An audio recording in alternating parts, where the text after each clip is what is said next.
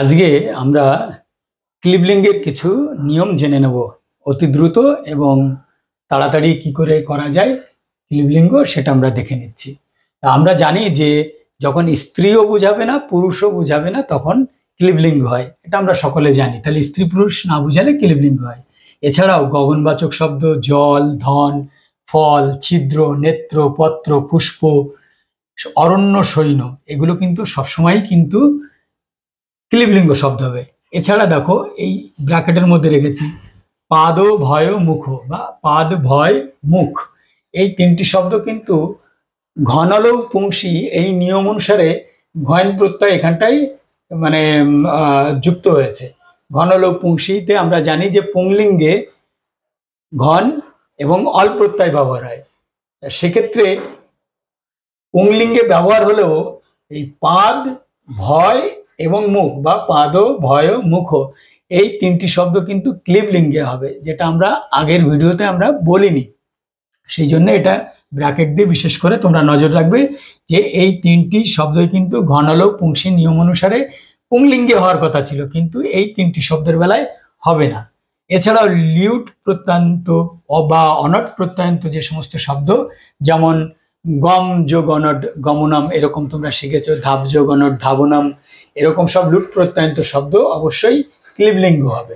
অব্যয় পদের বিশেষণ যখন থাকবে তখনও হবে, যেমন অব্যয় প্রাতহা, রমণীয়ম প্রাতহা, এই রমণীয়ম এই শব্দটা কিন্তু কেমন হয়ে গেল, ক্লিবলিঙ্গে হলো। তাহলে আমরা দেখব অব্যয় পদের যদি বিশেষণ থাকে, কেমন সকাল, খুব রমণীয় সকাল, সেক্ষেত্রে কিন্তু ক্লিবলিঙ্গে হবে। আর আগেই বলেছি ক্রিয়ার বিশেষণ থাকলেও কিন্তু ক্লিবলিঙ্গ হবে, যেমন অশ্বাহা দ্রুতং ধাবন্তি, এখানটায় দ্রুতং পদটি কিন্তু দ্বিতীয়ার একবচনে হয়েছে এবং ক্লিবলিঙ্গে হয়েছে। ভাববাচ্য নিষ্পন্ন পদ বা আমরা আগেই শিখেছি তেন গতম, এরকম ভাবে আমরা শিখেছিলাম, সেই নিষ্পন্ন পদগুলি কিন্তু অবশ্যই আমরা দেখেছি যে ক্লিবলিঙ্গ হবে। এছাড়া তব্য, অনীয় ইত্যাদি প্রত্যয় যখন থাকবে, আমরা জানি যে কৃত্য প্রত্যয়ের হচ্ছে ব্যবহার হয়, তখন ভাববাচ্য এবং কর্মবাচ্য হয়, সেক্ষেত্রেও কিন্তু প্রথমার এক বচনের রূপটি হবে। আর কিছু কিছু আর একটু বিষয় মনে রাখার বিষয়, যেমন মিত্র, মিত্র যখন সূর্য অর্থে তখন পুংলিঙ্গে ব্যবহার হবে, হ্যাঁ, যখন সূর্য মানে হবে। আবার যখন মিত্রের মানে বন্ধু হবে তখন কিন্তু ক্লিবলিঙ্গ হবে, মানে মম মিত্রম মানে আমার বন্ধু, মাই ফ্রেন্ড, তখন কিন্তু ক্লিবলিঙ্গে প্রয়োগ হবে। সূর্য অর্থে অবশ্যই মিত্র পুংলিঙ্গে হবে।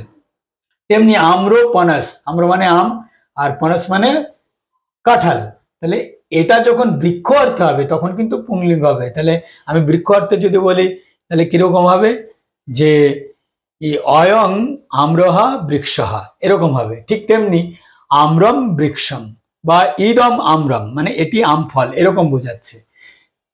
ফল অর্থে আর ফল অর্থে যখন বোঝাবে ক্লিবলিঙ্গ হবে বললাম। আর যখন পুষ্প, তখন এই ফুলবাচক ওই পুষ্পবাচক শব্দ সবসময় ক্লিবলিঙ্গ হবে বলা হয়েছে, কিন্তু সুমনস শব্দ আগেই বলেছি এটি এর মানে অবশ্যই ফুল, কিন্তু এটি স্ত্রীলিঙ্গে প্রয়োগ হবে, ঠিক আছে। দারু অর্থে পুংলিঙ্গে যখন হবে এবং স্ত্রীলিঙ্গে যখন হবে, উভয় ক্ষেত্রেই কিন্তু দারু পুং এবং স্ত্রীলিঙ্গে বৃক্ষ অর্থে হবে। আবার সর্বনাম শব্দ অস্মৎ, যুষ্মৎ, তদ ইত্যাদি এরা তিন লিঙ্গেই কিন্তু প্রয়োগ হবে। আমরা দেখেছি অস্মদ অর্থে যে আমি অর্থে যখন ব্যবহার হয় তখন আমরা জানি যে এটা পুংলিঙ্গে হয়, যুষ্মদ এটা পুংলিঙ্গে ব্যবহার হয়।